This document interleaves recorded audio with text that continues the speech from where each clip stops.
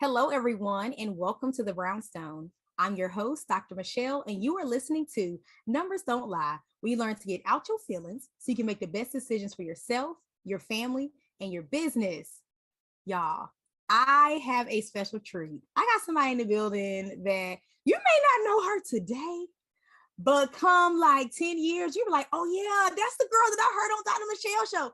Yes, I have one of those people, and I'm so fortunate to have met her.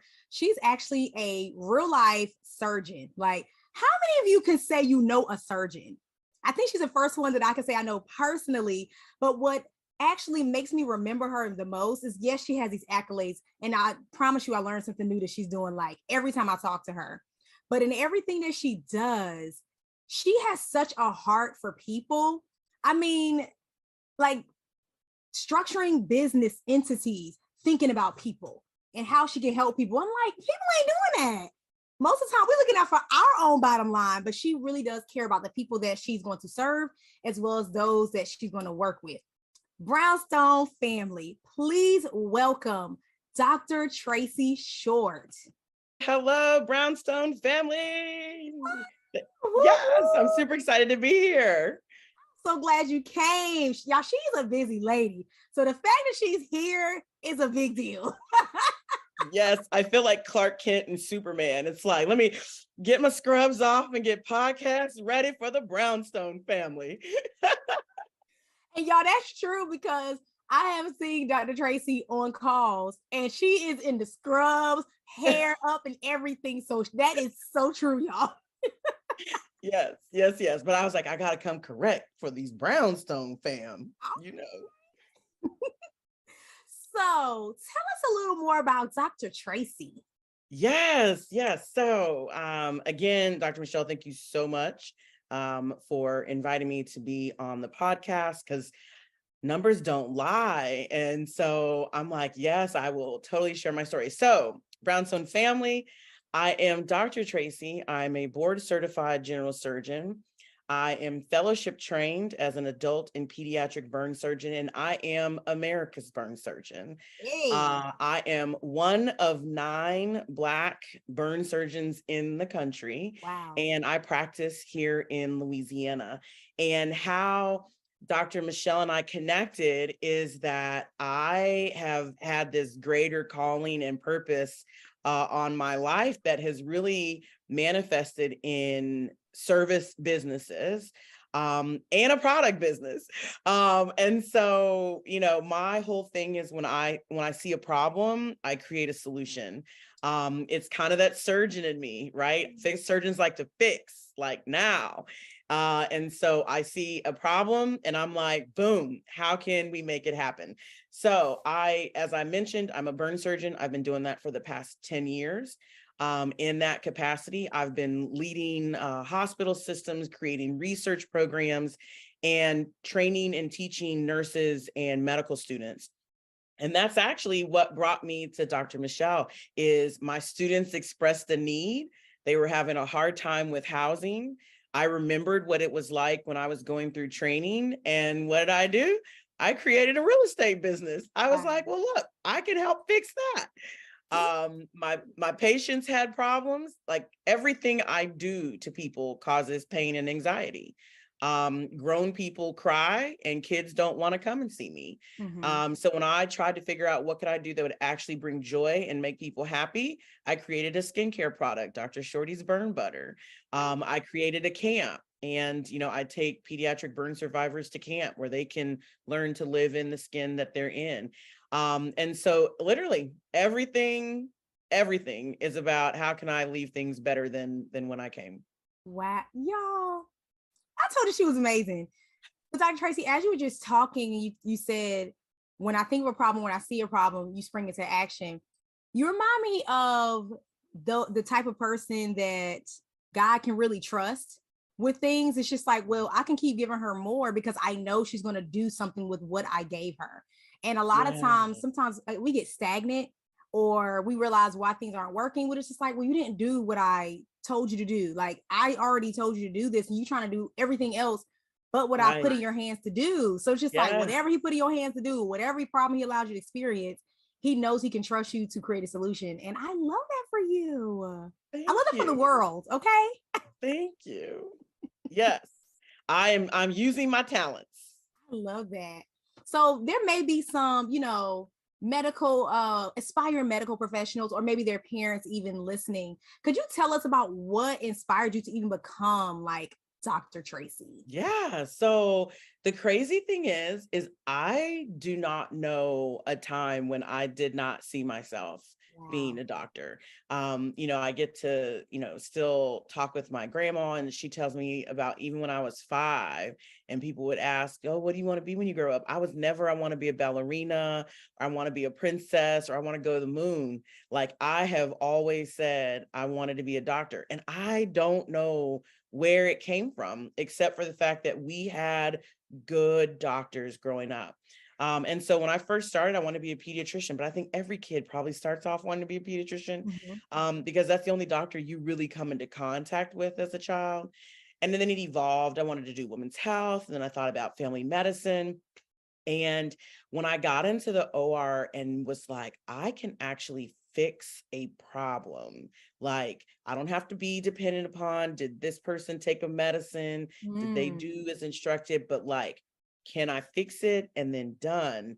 And like, that just like lit something in my spirit. Like that. And then the irony was, I didn't go to school or go to training to be a burn surgeon. So What? I wanted to be a trauma surgeon because trauma surgeons were cool. Like, you see all the shows about trauma surgeons, and it's like they swoop in, they come in packs, and my spirit just wasn't happy. I just don't like being negative and sad every day. And so as much as people are kind of like, but burns is kind of sad, isn't it, Dr. Tracy? And I'm like, in the moment it is, but it gives you those good feelings when people are like, oh my gosh, you helped me get through this. Or, I trusted when you said that my family member was going to be okay. Or when I see these little kids and they're like, I like my sexy legs. And I'm like, rock them sexy legs. We're giving out candy, that gives me the warm fuzzies. And it's like, this is totally what I'm supposed to be doing. I love that. Now, I feel like I'm about to go off script here, but it just prompted in me when you said something about being a child and having really good doctors. Did you have like doctors that looked like you growing up? So we didn't have I don't recall having a Black physician until I was probably about my early teens. And it was my brother's pediatrician. He had really bad asthma growing up, and his asthma doctor was a Black female in a practice of 2 other Black females. And I had never seen that before. That's not what my experience was going to the doctor, and maybe that's where that pediatrician thing came from. And since then, my mom made it an effort to try to find other Black physicians. And I know that I have chosen my OBs and my GYNs very intentionally, to have Black physicians. And right now, the literature supports that theory, because having a Black female physician specifically, but having a Black physician actually decreases mortality right now, Yeah. especially when it comes to pregnant women. That's awesome. Because I'm actually working with someone, and her main interest is maternal health. But Yes. there's a stat out there, and it was just talking about population health. And it was just like just one Black doctor in the county. Now, counties can be big, y'all. One Black doctor in the county. I forgot the number. I gotta find it. I'm gonna make sure I put it in the description box when I find it. But Yes. it like doubled, or like it increased the outcome, like everybody, not just Black constituents, Yes. Yes. everybody's health benefited from having just one Black doctor. So that's why Yes. representation matters. And that's It why being able to matters. like quantify that stuff matters. So we can see like, okay, like I understand now why certain Mhm. people want to have a Black doctor. They want to feel heard. They don't want to die giving during Correct. childbirth. Correct. And, I think it's one of those things where, as Black people, right? So whether you're seeing a Black male physician or a Black female physician, we know what it's like not to be seen, And so therefore, I think we go above and beyond to be certain that all of our patients feel seen. So therefore, on whatever spectrum of life you live, you can feel comfortable because we know what it's like to not reside in the middle and the average. Therefore, everyone is comfortable in those practices. That is good right there. I can concur. And I feel like it's a similar statistic for Black teachers as well. So it doesn't just benefit the Black students, it really does benefit all students. Just like you said, like Black males are so marginalized and mistreated. So just like now I want all my students to feel seen. I want all of them to feel heard. That's beautiful. Yes. I love that. Making a difference, girl. We are making a difference. And it's with what you just being yourself. You know what I mean? Like, you don't have to try. Like, you're just doing something that just comes natural to you. So I love that. It's like, you can just wake up and just make a difference. Yeah. But you know what I think that comes from? I think it comes from being grounded and coming from a place where this isn't what life has always been, right? It's one of those things, family will make you stay humble. You may be a Nobel Prize winner and your mom is still like, but I still call you Tracy. Right. And when I call, you better answer the phone. So I think it's one of those we are all people. We are all doing the job that we are intended to do in this moment. Therefore, one job's no more important than the other. And that's actually why I went into burn. So with burns, it's all about multidisciplinary care, meaning every person that takes care of a burn patient plays a role in that patient having the best outcome. So that includes dietary, that includes nursing, therapy, speech therapy, the arts and medicine program, the surgeons, the family, and then the patient themselves. And so if everyone's not doing their part, you're not getting a good outcome. So therefore, my part's no more important than someone else's part. It really is about team working together to get a good outcome. I love that. Keeping it locked to KCCR Radio. My station. The Brownstone Center. And don't forget, no matter where you go, there we are. You are listening to Numbers Don't Lie with me, Dr. Michele, and I have my very special guest, Dr. Tracy Short. You're listening to us on Brownstone Worldwide and KCCR, the Brownstone. You can follow us on Brownstone Worldwide on Facebook as well as YouTube. Make sure you download the KCCR app. You can actually listen to it on the go on your phone. And then check out Brownstone Worldwide. We have tons of things coming up. We have a cruise coming up, an all-inclusive cruise at that, okay? You ain't got to be nickel and dime. You can go and have fun with your girls and not worry about anything. We have a block party coming up. So many things happening in the Brownstone, but you have to go to brownstoneworldwide.com to check it out. Okay, Dr. Tracy, I want to now get into how you and I met and how we're working together. So could you tell us more about your program and like what inspires you? Because I know you gave us a little bit about what inspired you to create it. So let's say, tell us more about your program and an example of how it's positively impacted some students.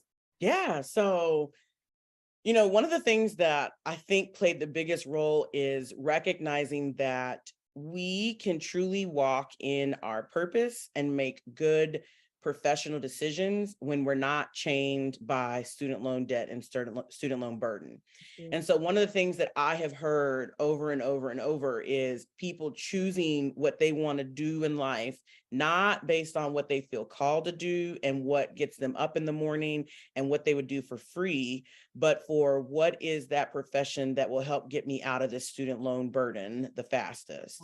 And so one of the things that I think may be contributing to that physician burnout. So what do I mean by physician burnout? There is a unfortunate movement right now where doctors are not feeling that warm and fuzzy why we became doctors, because medicine has really become more business-like, right? But at the heart of why we became physicians, it was about people. And so when you're not getting that people part and you're not feeling valued in the profession, you make decisions that you probably wouldn't have made otherwise. And so I had some medical students on my service, and they were telling me about their experience on these rotations, and they were spending like $3,000 a month, $3,500 a month in housing What? costs for a 6-week rotation. Okay.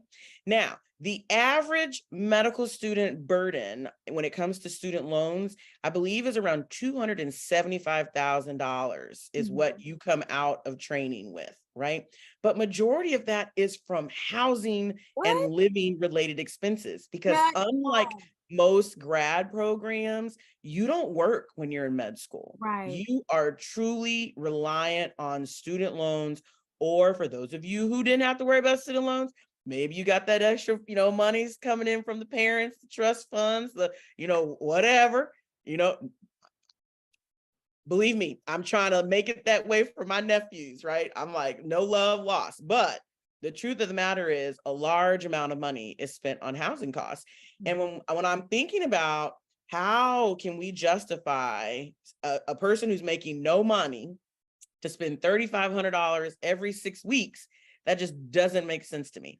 So what did I say I do? I create solutions. Yep. So I take single family homes and turn them into multifamily money by decreasing living expenses close to centers where students would be rotating.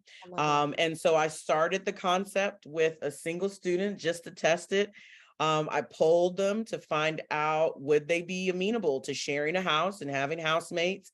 And then I provide the solutions to all of those barriers that they had to the idea of shared housing. So essentially, I create small medical school dorms in single family homes where they're rented by the room.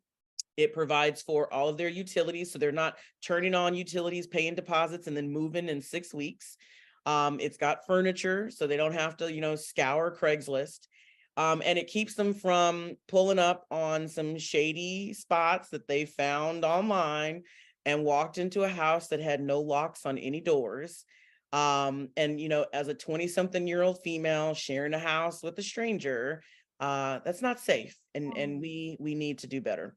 So I have friends and neighbors who open their home, and we rent out all the extra rooms that people could have. So my neighbor has a guest bedroom, and she'll let female students stay in there.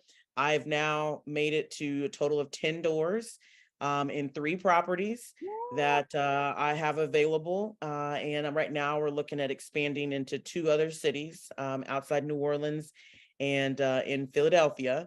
Because there's med students everywhere. So anywhere students rotate, my goal is to try to find someone who is trustworthy and will allow students to occupy some of their space.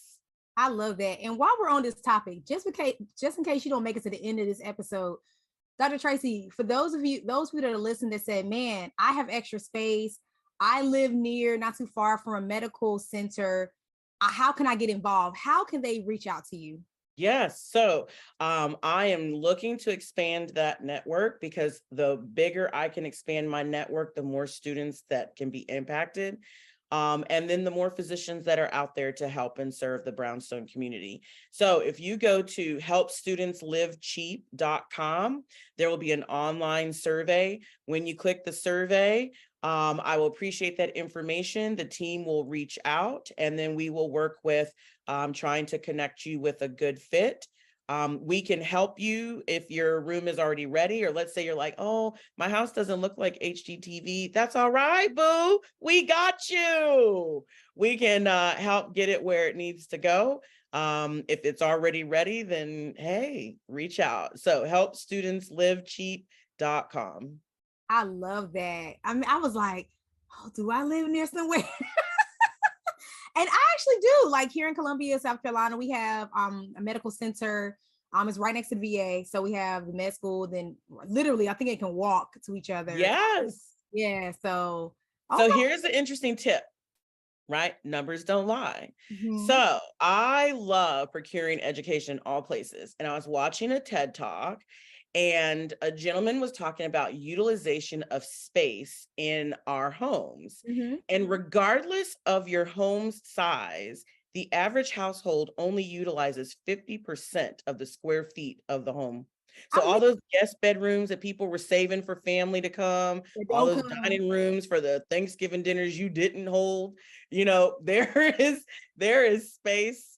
That basement, the garage apartment, you name the pool house, you name it, there is some space that can be utilized.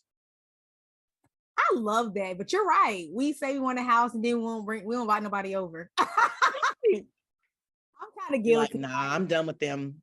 I'm kind of like very selective who I want to come over. I'm like, nah, I don't want them to come. It's like, I'll meet you out. To your house. That's awesome. So Brownstone community, and please reach out to her if this truly interests you, because one thing I love about it is that she said, literally one of the first things she said is, I can make money. So she's helping students, but she's also able to make money, because I think that's a misconception that when you're helping people, you always have to do it for free, or you got to be poor to be, a generous, charitable person. Like, no, you can do both. You can be compensated for your service. Yes. And so I have a hard time with that. So I'm glad you say that, because that is a thing that I have struggled with.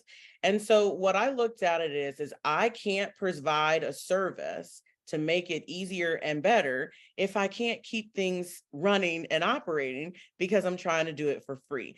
But at the same time, I'm not trying to become the next 10x, right? I'm not trying to, make my whole salary off of these rooms. And so therefore I am able to say, you know what? Some extra pocket change isn't bad, right? It's paying the bills. It's cheaper than what they would have needed to pay. And right now with the travel nurse movement, the short-term rentals are expensive, right? Med students don't have that money. They don't have companies paying for it. But yes, I can help you put money in your pocket off of space that you're already paying rent and mortgage on. I mean, what? That sounds like a win-win to me. That's what I Those say. are some good numbers, Dr. Michele. Okay.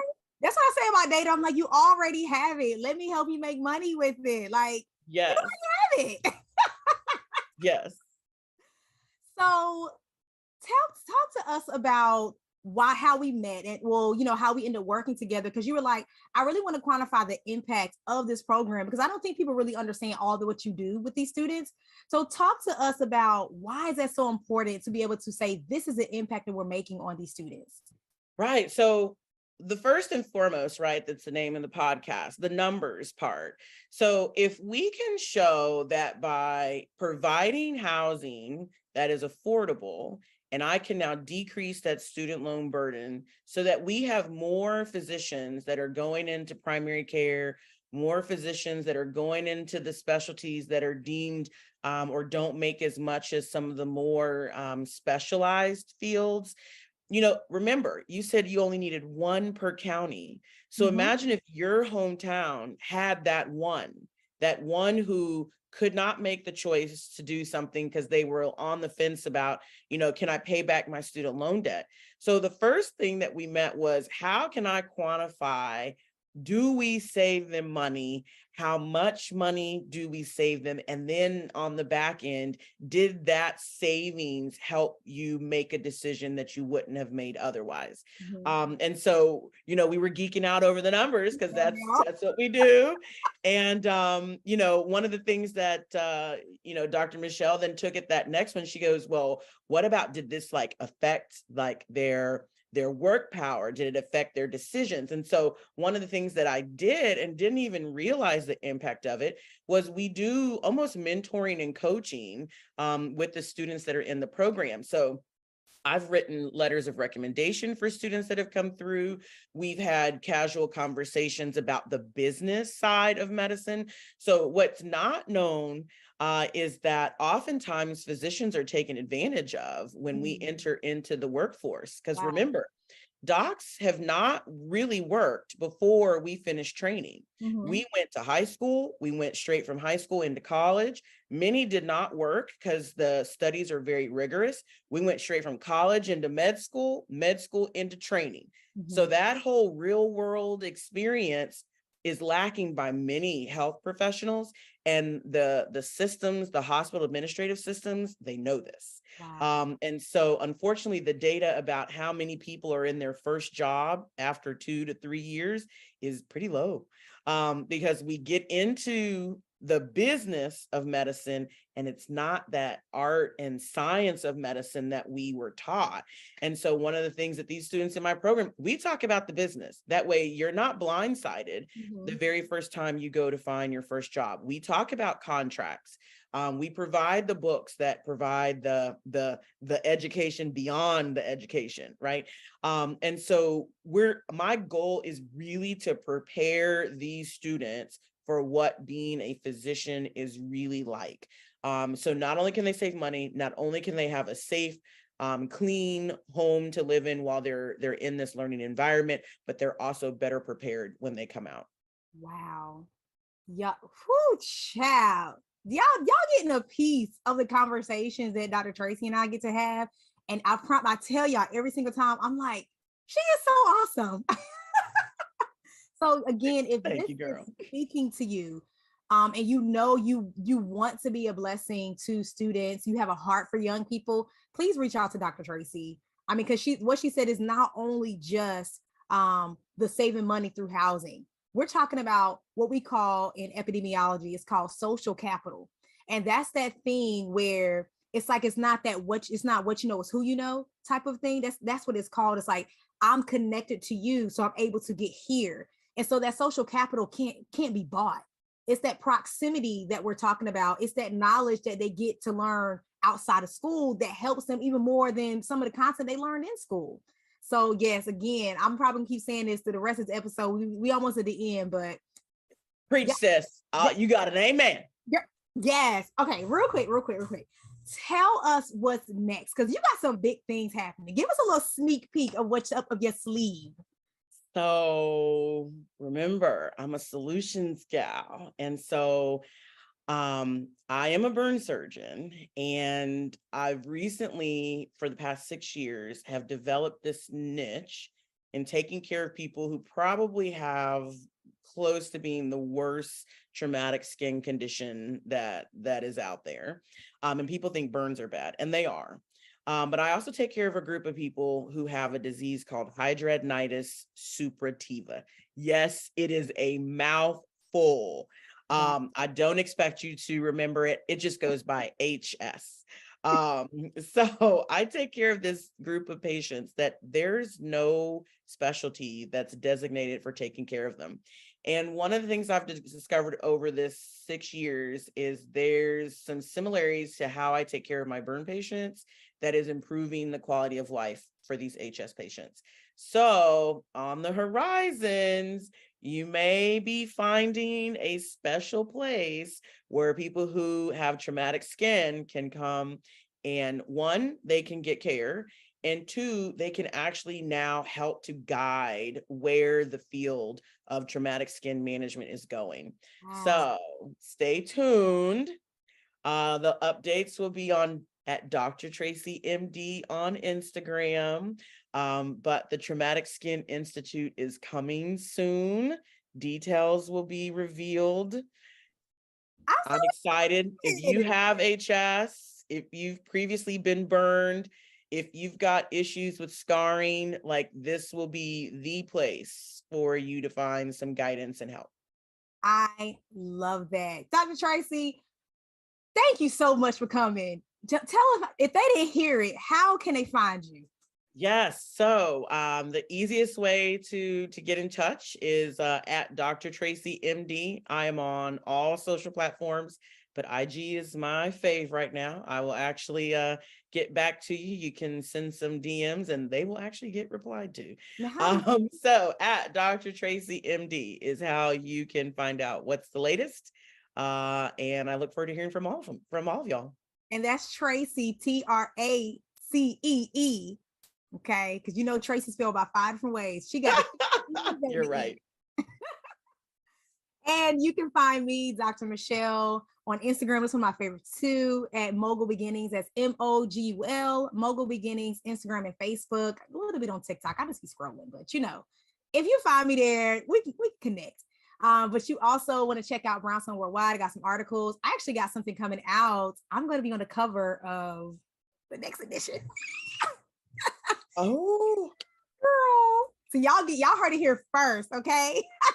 yeah. So make sure you go to brownstoneworldwide.com and check out Brownstone Living Magazine. You can subscribe very cheaply, or you can also advertise as well. So for all my business owners out there, there's a way for you to reach your brown audience. Okay. Well, again, thank you so much, Dr. Tracy. Thank you so much. My pleasure. Thank you so much for inviting. I'm glad that I could come and chat with the Brownstone family. Me too. Have a great rest of your day, guys.